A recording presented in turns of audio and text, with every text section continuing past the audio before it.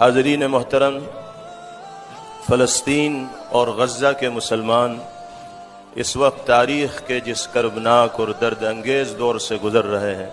وہ کسی پر مخفی اور پوشیدہ نہیں ہے۔ تفصیلات سن کر اور پڑھ کر سچائی یہ ہے کہ کلیجہ منہ کو آتا ہے۔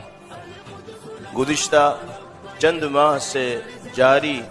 اسرائیل کی وحشیانہ بمباری کی زد میں آ کر بلا مبالغہ 50,000 سے زائد فلسطینی جاں بحق ہو چکے ہیں، جام شہادت نوش کر چکے ہیں، جن میں بڑی تعداد